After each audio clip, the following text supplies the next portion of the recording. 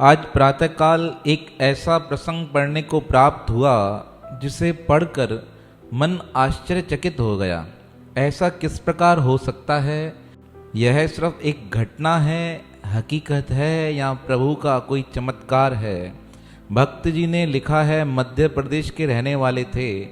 मध्य प्रदेश में एक जिला पड़ता है रायसेन। रायसेन जिले की एक तहसील थी बरेली। उस बरेली के अंदर एक गांव आता है जमुनी, वहाँ का यह प्रसंग है। उन भक्तों ने लिखते हुए कहा, मैं वहाँ पर कार्य करता था उस गांव में। वहाँ रहते रहते बहुत समय व्यतीत हो गया। उस गांव के लोगों के बीच में कुछ मनमुटाव हुआ। मनमुटाव के कारण गांव के लोगों ने दो विभाग कर दिए, एक दक्षिण की तरफ, एक उत्तर की तरफ, और दोनों के मध्य से एक मार्ग जाता था जो पूर्व से पश्चिम की ओर चलता था। अब गांव के तो विभाग हो गए, रहने वाले इधर भी रह रहे थे, उधर भी रह रहे थे, लेकिन मन में शांति नहीं थी। जिस तरफ दक्षिण का एरिया था उस हिस्से में एक भगवान श्री हनुमान जी का मंदिर बना हुआ था, श्री राम जी की प्रतिमा रखी हुई थी। अब मंदिर को कैसे अलग किया जा सकता था? लेकिन उत्तर के लोगों ने कहा, मंदिर सबके लिए समान रहेगा, कोई भी आकर यहाँ प्रणाम कर सकता है। मन में ख्याल आया उत्तर वालों के हृदय में, क्यों ना एक वर्ष के लिए श्री रामचरितमानस का यहाँ पाठ किया जाए। श्री रामचरितमानस का पाठ वहाँ अखंड प्रारंभ हुआ। एक वर्ष तक लगातार कोई ना कोई भक्त आता, रामचरितमानस का पाठ करता, और नियम बना रखा था, एक वर्ष उत्तर वाले करेंगे, एक वर्ष दक्षिण वाले करेंगे। अब उत्तर वालों का तो रामचरितमानस का संपूर्ण पाठ पूरा होने वाला था। उन्होंने दक्षिण वालों से कहा, आप भी प्रारंभ कीजिए, आपका समय आने वाला है। अब दक्षिण वाले मंदिर में नहीं जाने के कारण धीरे धीरे नास्तिक हो चुके थे। उनका भाव ही नहीं जुड़ता था कि मंदिर में जाएं और पाठ करें। लेकिन अब समय आने वाला था। उत्तर वालों ने कहा, हमारा पारायण होने वाला है, एक वर्ष होने वाला है, हम तो बड़ा भंडारा रखेंगे, उसके बाद आप अपना पाठ प्रारंभ कीजिएगा।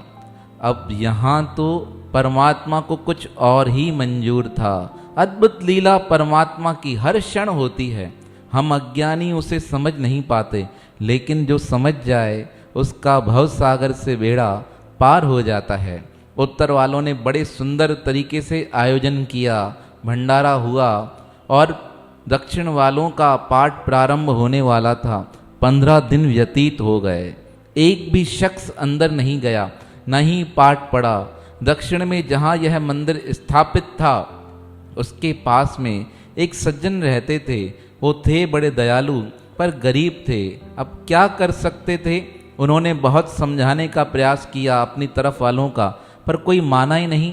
हर कोई कहता था, मेरे पास समय नहीं है, मैं नहीं पढ़ पाऊंगा, आप किसी को बुला लीजिए, किसी को कह दीजिए। दक्षिण वालों ने ध्यान ही नहीं दिया। इसके बाद जो घटित हुआ बहुत अलौकिक था। भक्त जी ने लिखकर कहा है, मैं वहाँ पे तहसीलदार ही था। अचानक से एक दिन रात्रि के समय जो दक्षिण का एरिया था वहाँ आग लग गई। आग लगने के कारण वहाँ जितने भी 50-60 घर थे सब आग में जलने लगे।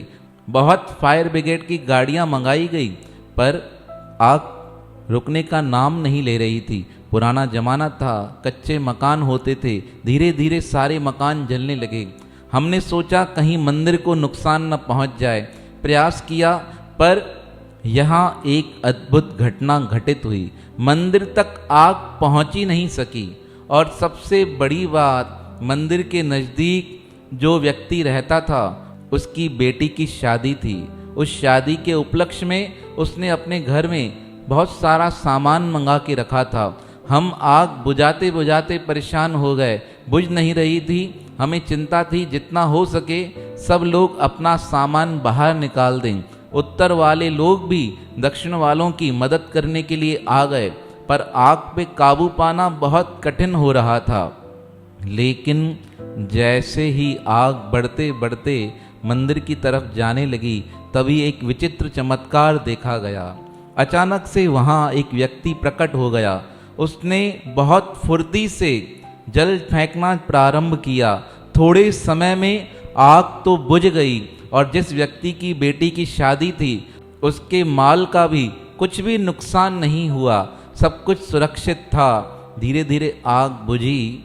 सब लोग देखकर हैरान थे। दक्षिण के अधिक से अधिक घर जल के राख हो चुके थे और उत्तर की तरफ भी आग आने वाली थी, पर वहां पहुंच न सकी। सब हैरान हो गए, इतनी भयानक आग, पर उत्तर वालों की तरफ कुछ भी नहीं हुआ। तब किसी महापुरुष ने उस समय कहा, यह सब परमात्मा का प्रकोप है। उत्तर वालों ने भाव सहित श्री रामचरितमानस का पाठ किया था। मंदिर भले उनकी तरफ नहीं था, पर वह नित्य प्रति आकर अपना नियम निभाकर जाते थे।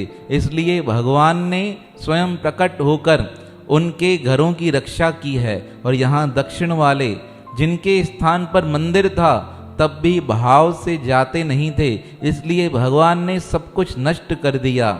और यह व्यक्ति जिसका घर मंदिर के नज़दीक था, यह भी इसलिए बच सका है क्योंकि यह उत्तर से आने वाले लोगों का, दक्षिण से आने वाले लोगों का सम्मान करता था, उनके लिए प्रसाद की व्यवस्था करता था।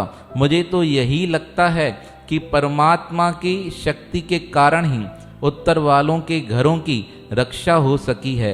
अब तो सब लोगों को इस बात का यकीन हो गया। धीरे धीरे पुनः उस गांव का विकास होने लगा।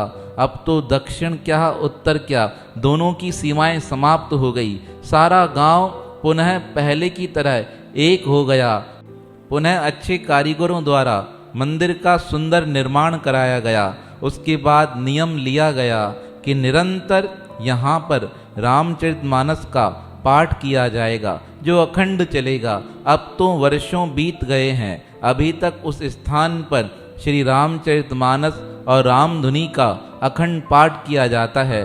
प्रभु कृपा से अभी तक वहाँ किसी प्रकार की कोई बीमारी नहीं आई है, कोई ऐसी दुर्घटना नहीं हुई है जिससे कि लोगों को नुकसान हुआ हो।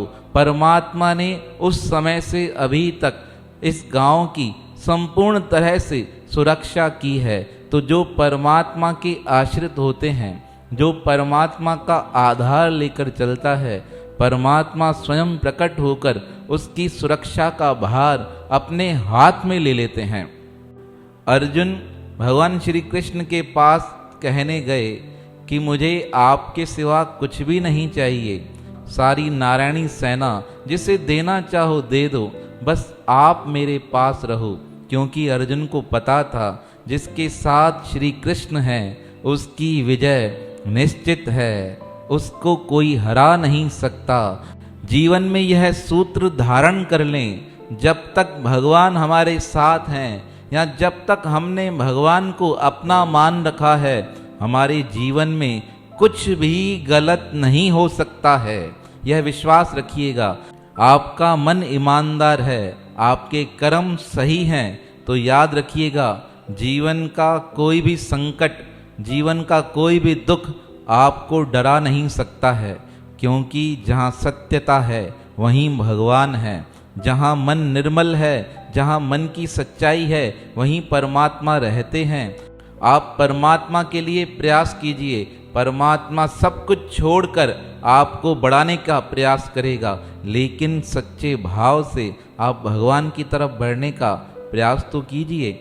जिस प्रकार उत्तर वालों ने निरंतर 1 वर्ष रामचरितमानस का पाठ किया, तो भयानक अग्नि भी उनको नुकसान नहीं पहुंचा सकी। तो यह प्रसंग हमारे मन के उत्साह को, हमारे मन की श्रद्धा को और परिपक्व करते हैं, जिससे कि हमारा मन परमात्मा की ओर जुड़ा रहे। ऐसे भक्त वसल भगवान जो निरंतर भक्तों की सहायता करते हैं, उनके पावन श्री चरणों में हमारा बारंबार प्रणाम है, प्रणाम है, प्रणाम है।